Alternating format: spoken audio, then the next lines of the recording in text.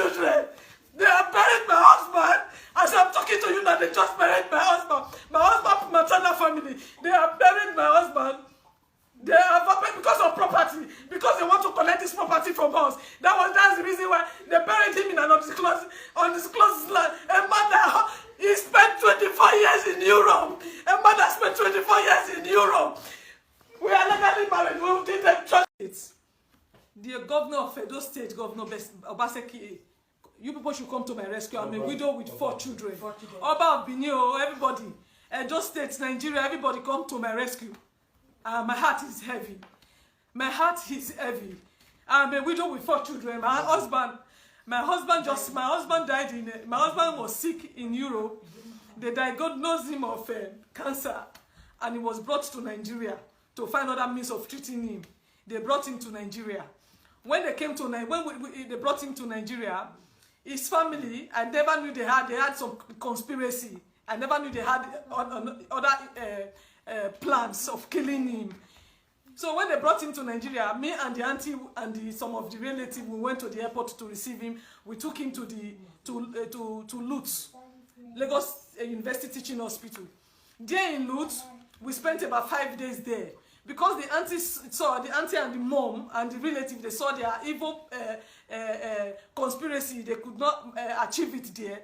They now discharged him from Lutz. They took him to Bagada General Hospital because of the auntie's connection there. Because the auntie have a little connection in Bagada General Hospital. So in Bagada General Hospital, we took a private ward where the family was coming to different kind of manipulation. The mother will come with different kind of medicine, water, spiritual medicine, and be putting on his body in the hospital. There are other clips I can even show to back up these clips that will back up this the nonsense, the manipulation in the hospital. In the hospital then, I was not begging them that please, this woman, they brought him from one of the best hospitals in Europe, that they asked him, they discharged him, that we should go take him to Nigeria to spend the remaining days with his family. That they should please release him, discharge him, let us take him to Benin to look for other means of treating him. The family they were not fighting me. They were, in fact, every day in the hospital, it was fight here and there, every day in the hospital. From there, they now connived, they drove me out of the hospital. Even the passport, my husband's documents, all the things he belongs, the things he brought from Europe, his documents, his international passport, they forcefully collected all those things. My husband gave it to me immediately. He came out from the airport. It gave those things to me. When that day they were driving me from the hospital, they forcefully collected those things from my hand. And they drove me out of the hospital. I left to my sister's place in Lagos, inside Lagos there. It was during that period of cash scarcity, during election period. So, even before I left, I told my husband I should not worry, that I'm going to pray for him, that I'm not even leaving Lagos, that I'm still in Lagos, that I will come back and see him. So I now left for my sister's place.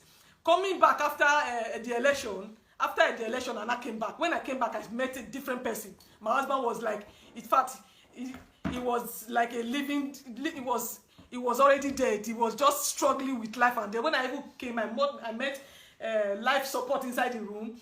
My husband was struggling with this thing. I even met him. He was even telling he was now aggressive. My husband is a very quiet and calm person. He was aggressive. I was now asking the sister, now, what happened? Why did his condition deteriorate like this? What happened to him? I said, why is he not aggressive? He said she's tired, that the whole thing started yesterday. I met my husband, he was screaming, he was asking. The only thing he was even saying, that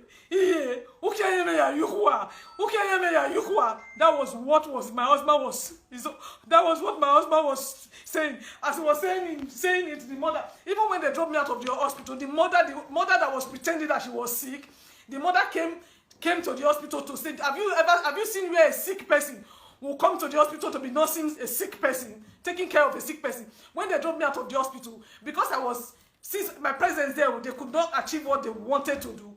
That was why, with the help of the auntie and the auntie's husband, one Mr. Chima, the auntie's husband, one Mr. Chima Wangogo, was the one that even stood his ground that I must leave the hospital.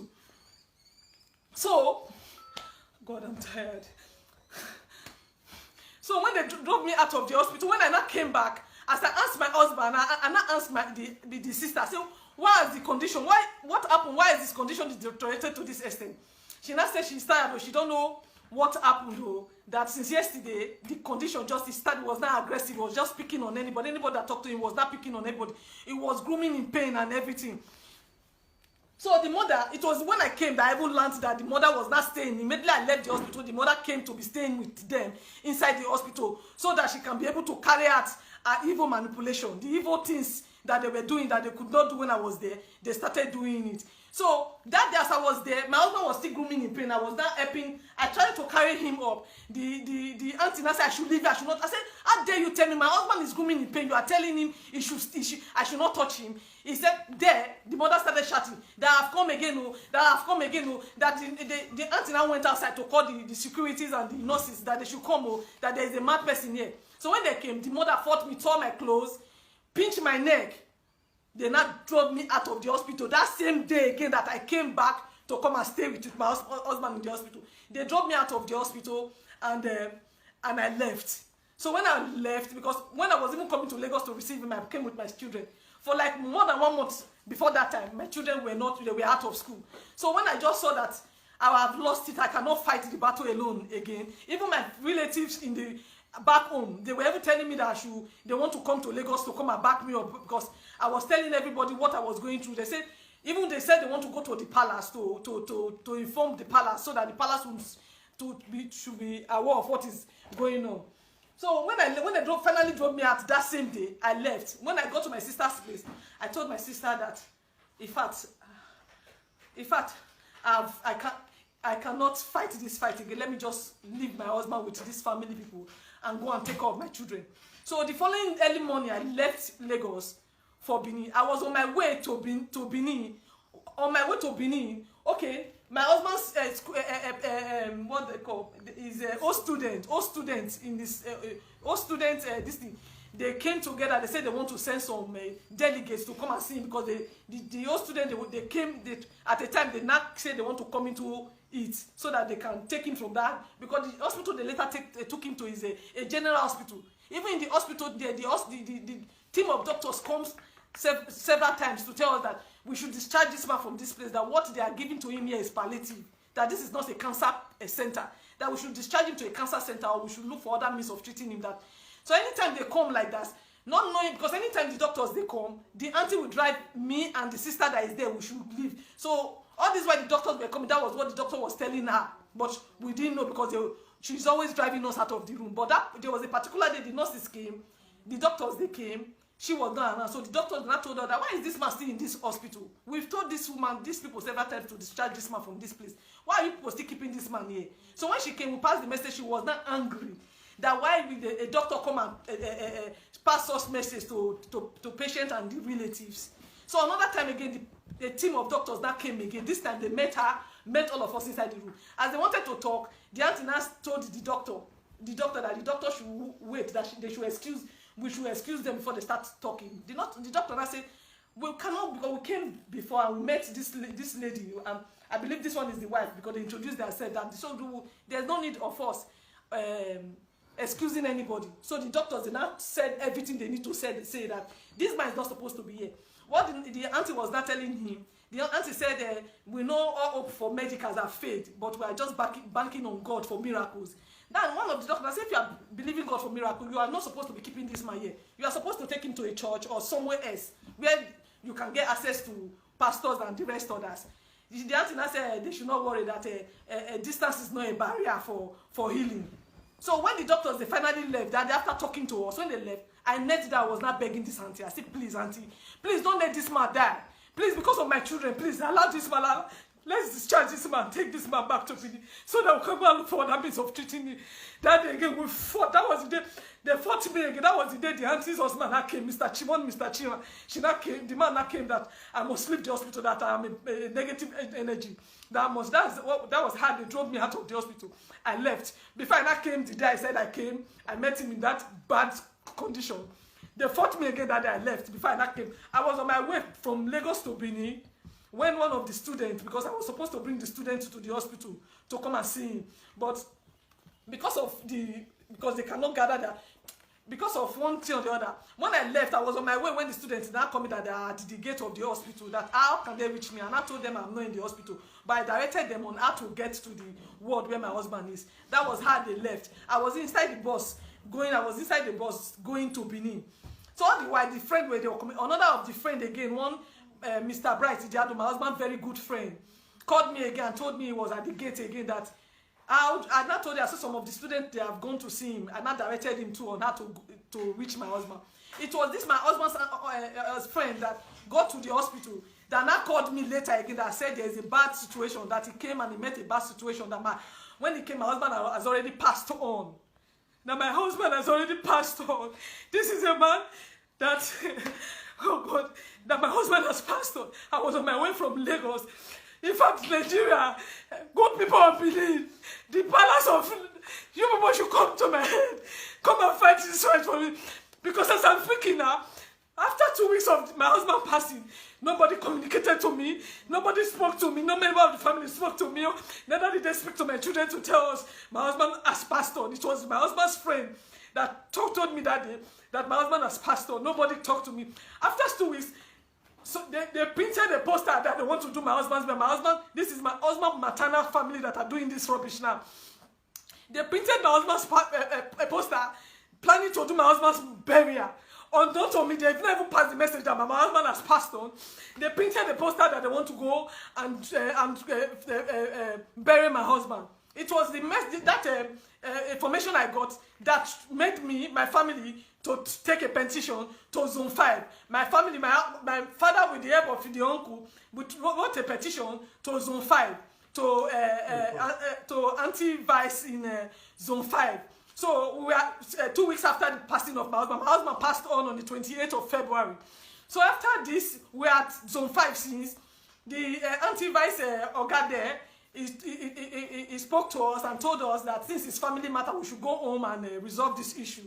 That was how we came home, and we talked. The paternal family, they said my husband, before this time, his late father, they've not buried him, that we must go and bury the late father before we will talk about his burial.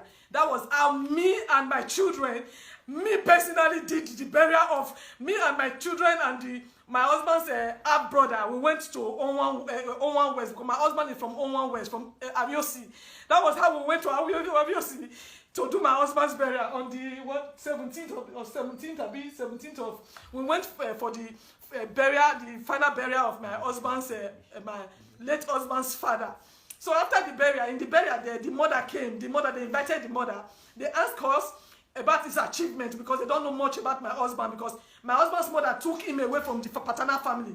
He does not know. He took him away from the paternal family. So when we went for the burial, the paternal family, they don't know much about him. So they asked me and the mother in the meeting that we should tell them about my husband's achievement. That was how we told them everything. We told them everything.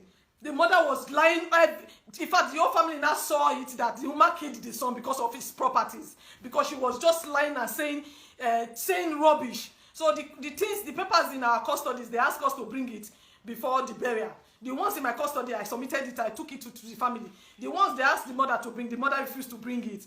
So they now fixed a date. They said we should come back for that. They said we should fix a date and invite them so that they will come and carry out the burial. We came back, the half brother fixed a date and informed the maternal family. The maternal family said, because the paternal family, they said this is the house he built. This is the house he built. They said this is the only house he has completed. This is where he's going to be buried. The mother now flew up. He said that he said over a dead body, would they allow? Will she allow my husband to be buried in the house? Because she is living in the house. For that reason, my husband, saying Benin tradition, they don't bury his own house he built with his money. The mother said he will not be buried in the house. So that was how, it was not talking about tradition. That was how we went to the Oba Palace. We went to Oba Palace so that the chiefs there, they can tell us on how to go, whether in Benin tradition, whether if somebody built a house and the person puts his mother in the house, if the person passed on, if the person cannot be buried in the house. That was how we went to the palace. We went to the palace, they served her paper, she didn't come. She refused to come. When the day of the sitting, the chiefs, they now called her. When they called her, she said she ran to the princess of the monarch. She ran to the princess that she was not finished. She went to lie to the princess. I don't know what she went to tell the princess. So the princess stood by her. That was the reason why she did not come and answer the summon in Oba Palace. So after then again, we went to Zone 5 to tell the officer that told us to go and resolve the issue. So we went back to him. The officer was standing surprised. He said, so we have not buried this man all this while. He now said, okay, what happened? We now told the officer. He now asked us to invite the paternal family and the maternal family. Let him hear from them. So that, so we invited them. They came, they spoke. The mother was still standing her ground. The officer told the mother that it's a taboo in Benin, that in Benin tradition, that a mother is not supposed to be talking about his where they will bury his son. So as far as the paternal family, they've spoken. Anything people will say, even though you take the matter to the palace or to the court, their words stand, because they are the one that is going to carry out the burial. Say the only thing we are going to do now is to plead. He says, so on behalf of the family, you want to plead that since Mama is saying they want to see my husband's grave outside, you want to plead to the family that they should bury him in one of our rooms so that Mama will not be seeing his grave outside. Mama still stood on it that over her dead body, she will not allow my husband to be buried in the house. Why I came now to cry to the good people of Edo State and the good people of Nigeria that they should come and fight this fight for a widow with 4 children. A widow with 4 children, because I don't know after today now, as I'm talking to you right now, today being what is today's date? Today being 22, my husband, 23 of August, today being 23 of May. They just buried my husband. I don't know. They went to purchase a land. I don't know where, at Utesi community, where they went to bed. They took, in fact, the matter we went to, we heard about the burial. So we went to the same Zone 5 to report it. They asked us to write petition. We wrote a petition to Zone 5 for them to give us officers to stop the burial. We got to Zone 5 today to pick up the petition. Petition that they've already approved. The officer that went to collect the petition, he came and said they approved the petition. Later, they canceled the petition. They said the mother came and bribed them. That is why they canceled the petition. So they could not give us officers to go and stop the burial. As I'm talking to you now, they've laid my husband. They buried my husband in an undisclosed land at Utesi. They buried him without the knowledge of me and my 4 kids. You should come. Without the knowledge of my children.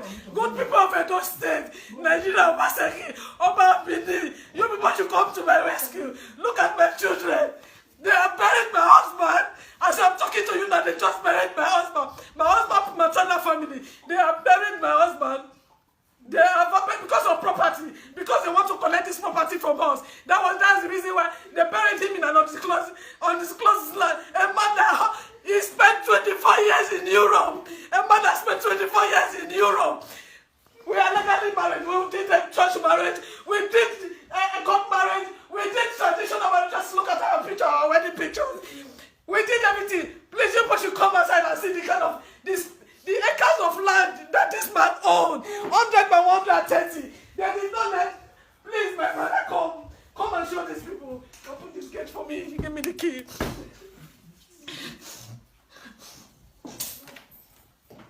This is my husband's compound. Come and see the plot of land, my husband. They did not bury him here. Look at the compound. 100 by 130 acres of land. Come and see it. You people should come and see. Good people of Edo State, look at my husband's compound. Look at space everywhere. He owned his compound. He owned other property. Look at the mother and the family. They went to bury him at Chelsea. I don't know where they acquired it. Look at the car. When he after building this house, he asked the mother to park him. The mother said if he does not give him mobility, he will not come. That was how my husband bought this car for the mom. This car. Since he bought the car for the mom, he has not come to Nigeria. After buying the car for the mother, he had a problem in Europe that held him in Europe for over 5 years. Coming to Nigeria, and I came with sickness, and they killed him in Lagos. Killing him in Lagos. Have you people seen where maternal family buries a man? They buried me with legal. Look at the last picture we took before he left Nigeria. Look at it. The last picture we took together as a family before my husband left Nigeria left Nigeria. Look at my last baby. It was 7 months when my husband left. Come and see the child now. The child is going to 6 years now. The child is 6 years now. The child does not know the father. Nigeria, Edo State. Oh, God, look at this. The baby. Look at the baby now. The baby is a big boy now. The boy doesn't. He have not seen the daddy